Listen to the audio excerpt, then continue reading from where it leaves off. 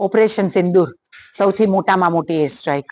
આતંકવાદીઓના 9 મુખ્ય અડ્ડાઓ પર ગત મધરાત્રિના જ્યારે સમગ્ર વિશ્વ ચીર નિંદ્રામાં સોઈ રહ્યું હતું ત્યારે ભારત દ્વારા આ ઓપરેશન સિંદૂરના માધ્યમથી તમામે તમામ 9 આતંકવાદીના અડ્ડાઓને નેસ્ત નાબૂદ કરવામાં આવ્યા અને જમીન દોસ્ત કરવામાં આવ્યા. પહેલગામમાં જે ઘટના થઈ હતી તે સંદર્ભે આપણા વડાપ્રધાન નરેન્દ્રભાઈ મોદી સાહેબે કહેલું હતું કે આવા એક પણ આતંકવાદીઓને બક્ષવામાં નહીં આવે, આવા એક પણ આતંકવાદીઓને છોડવામાં નહીં આવે અને પાકિસ્તાનને એનો કડકડતો અને સણસણતો જવાબ દેવામાં આવશે.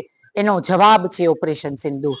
સિંદૂર એ તમામ ભારતીય મહિલાઓનું માન, સન્માન અને સભ્યતા અને સંસ્કૃતિનું પ્રતીક છે અને આવા સિંદૂરને ભૂસવાનું દુઃસાહસ જે આતંકવાદીઓ દ્વારા કરવામાં આવ્યું છે એના પ્રત્યાઘાત રૂપે આ ઓપરેશન સિંદૂર કરવામાં આવ્યું અને એના 9 અડ્ડાઓને નાબૂદ કરવામાં આવ્યા.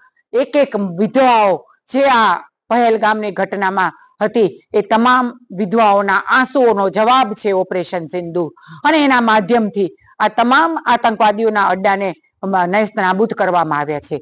પરંતુ ભારત એક સભ્ય દેશ છે, એ સંસ્કૃતિ ધરાવતો દેશ છે એટલે માત્ર ને માત્ર અત્યારે આતંકવાદીઓના અડ્ડાઓનો જ નાશ કરવામાં આવ્યો છે.